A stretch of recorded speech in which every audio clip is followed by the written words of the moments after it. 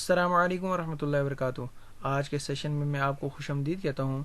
गुज़िश्ता session में हमने insert tab के अंदर ये जो पेजेस वाले ऑप्शन थे उसको पढ़ा था और टेबल्स वालों को डिसाइड किया था। आज हम इलस्ट्रेशंस के ऑप्शन को यूज़ करेंगे और ये बहुत ही इंटरेस्टिंग और बहुत ही ज़्यादा इस्तेमाल होने वाला है। सबसे पहले इसमें पिक्चर्स आ जाता है। आपने अपनी डिवाइस में से कोई पिक्चर लगानी हो, फॉर एग्जांपल यहाँ पर मैं जैसे कि गुज़श्ता सेशन में हमने आपको बताया था कि डेट शीट में कंपोज कर रहा हूँ और मैं यहाँ पर वो जाहिर सी बात है डेट शीट किसी स्कूल की होगी, किसी यूनिवर्सिटी की होगी या फिर जो है ना किसी एकेडमी की होगी। तो उस हवाले से यहाँ पर मैं मोनोग्राम लगाना चाहूँगा उसकी स्टार्टिंग में। तो यहाँ मैं डिस डिवाइस से क्लिक करता हूँ और मेरे पास तो यहाँ पर डाउनलोड्स में भी हो सकता है कुछ पिक्चर्स हो।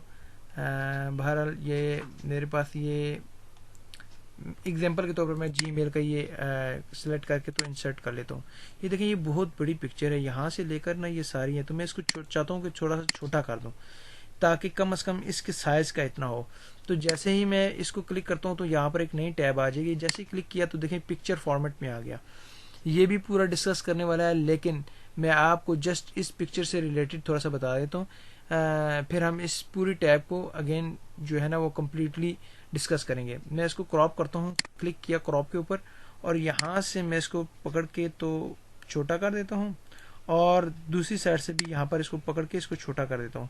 तो ये देखें मैंने इसको बिल्कुल उसके साइज़ का छोटा कर दिया है और इसी क्रॉप के ऊपर अगेन क्लिक करता हूँ तो ये देखें बिल्कुल एग्जैक्ट पिक्चर हो गई है। अब इसको मैं छोटा कर देता हूँ। देखें मेरी डेट शीट के मुताबिक इसको इतना होना चाहिए और डेट शीट को भी मैं थोड़ा बड़ा कर देता हूँ। अब मैं चाहता हूँ कि ये जो है ना वो डेट शीट के ये दरमियान में आए, मतलब कि ऐसा ये नीचे आया है ना, नीचे वाली साइड पर आया है। तो मैं चाहता हूँ कि ये जो दरमियान वाला है ना डॉट, इसकी सीध में यहाँ पर डेट शीट आए तो खूबसूरत लगे। अब जैसे ही मैंने इस पिक्चर को क्लिक किया और देखें ये मेरे सामने एक ऑप्शन आ गया लेआउट ऑप्शंस। क्लिक किया इसको तो यहाँ पर ये भी एक सारे ऑप्शंस हैं जो यहाँ से ये पिक्चर फॉर्मेट के अंदर ये ऑप्शंस आते हैं। यहाँ पर पोजीशन में ये लेआउट ऑप्शंस, ये सारे ये वाले ऑप्शन यहाँ पर आ जाते हैं। ठीक है, तो इसको हम डिस्कस करेंगे, लेकिन जस्ट इस ऑप्शन का मैं बताना चाह रहा हूँ।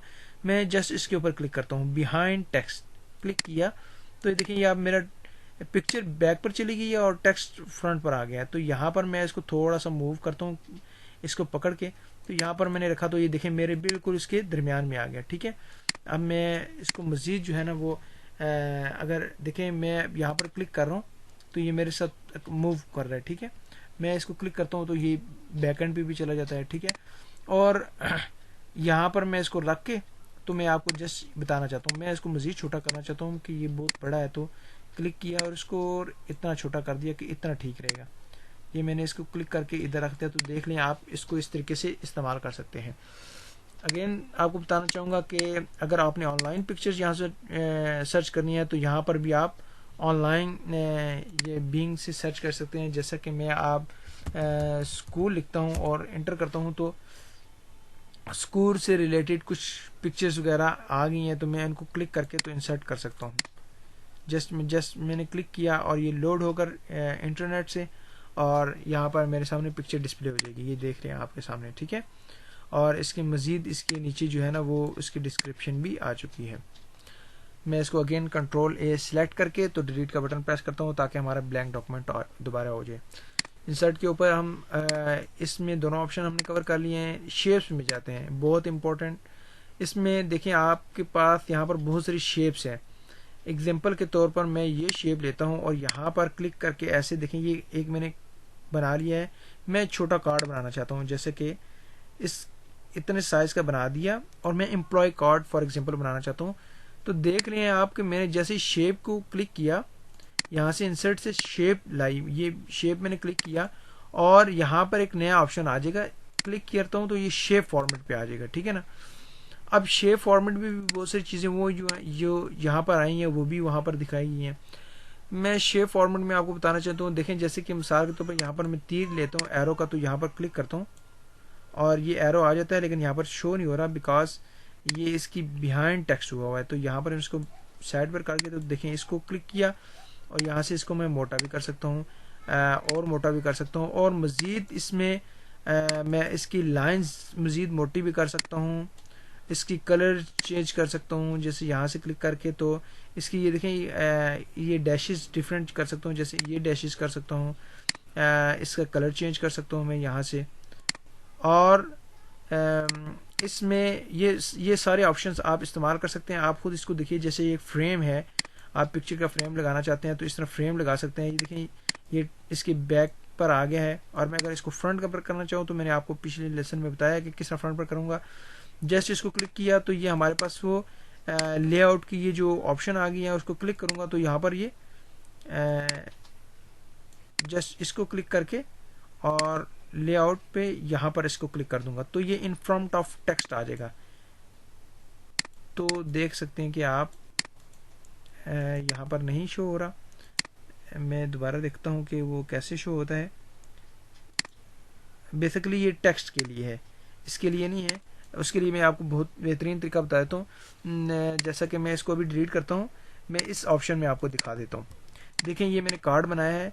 इस कार्ड में दो तरीके हैं बनाने के। एक तो मैं यहाँ पर राइट क्लिक करता हूँ और ऐड टेक्स्ट कर देता हूँ। तो यहाँ पर मैं जो टेक्स्ट ऐड करूँगा, फॉर एग्जांपल मैं कहता हूँ कि एम्प्लॉय नेम आ गया, जैसा कि एम्प्लॉय आईडी आ गई, CNIC नंबर आ गया और फ़ोन नंबर आ गया और यहाँ पर एड्रेस हो गया। देखें आप, ये मैं सबको सिलेक्ट कैसे करता हूँ, कंट्रोल A करूँगा तो सारे सिलेक्ट हो जाएंगे, ठीक है ना। और दूसरा तरीका यहाँ से बताया कि यहाँ से सिलेक्ट कर सकते हैं।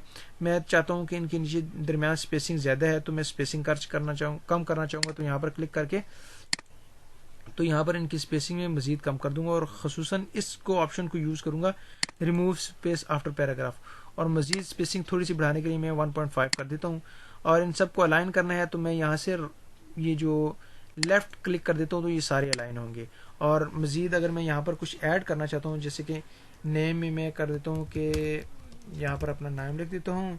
आईडी में जैसे मैं ये टैब सेव कर रहा हूँ 331 और CNIC नंबर और इसी तरह फ़ोन नंबर और इसी तरह एड्रेस, जैसे कि मैंने ये आपके सामने ये बनाया है, ठीक है। अब एक तो तरीका ये है। दूसरा देखिए मैं इसको सारे को कट कर देता हूँ, यहाँ से ये ब्लैंक हो गया। दूसरा तरीका ये है कि जैसे मैं इसको क्लिक करता हूँ तो यहाँ पर इसके शेप का वो फॉर्मेट आता है ना, इसको क्लिक किया तो मैं कहता हूँ शेप अंदर से फिल ना हो, बिल्कुल ब्लैंक हो। नो फिल के ऊपर क्लिक कर दिया, ठीक है, नो फिल। और अब मैं यहाँ पर ब्लैंक डॉक्यूमेंट में कंट्रोल V करके अपना टेक्स्ट डालूंगा। देखें ये सारा टेक्स्ट मेरा आ गया। अब मैं इस टेक्स्ट के ऊपर इस बॉर्डर को लाना चाहूँगा तो ये देखें मैंने बॉर्डर लगा दिया। तो ये आपका इस तरह ब्लैंक डॉक्यूमेंट बन गया, ठीक है। अब मैं इसको डिलीट कर देता हूँ बॉर्डर को।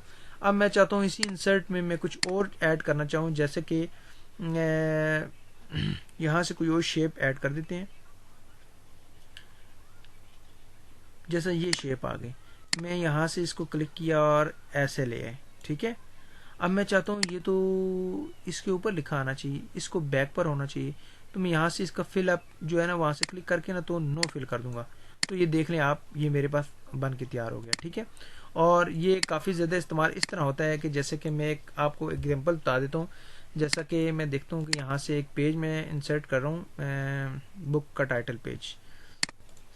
देखिए ये मैंने इंसर्ट कर दिया। अब मैं चाह रहा हूँ कि इस पेज के ऊपर मैं कुछ लिखूँ, लेकिन यहाँ पर मैं जो चीज़ लिखता हूँ ये तो अच्छा मैं बड़े अच्छे तरीके से लिखा जा रहा है। अगेन मैं इसको देखें लिखना चाह रहा हूँ। अब मैं चाह रहा हूँ कि यहाँ पर ये जो लिखा है ना, इसके साथ भी कुछ हो, ठीक है ना। तो जैसे कि मैंने शेप के ऊपर क्लिक किया और यहाँ पर इसको टेक्स्ट बॉक्स को क्लिक किया, तो यहाँ पर मैं इधर टेक्स्ट बॉक्स लगा देता हूँ और इसको क्या कर देता हूँ जी, ये ज़्यादातर इस्तेमाल इसलिए होता है क्योंकि आप अपनी मर्ज़ी से फॉर्मेटिंग कर सकते हैं।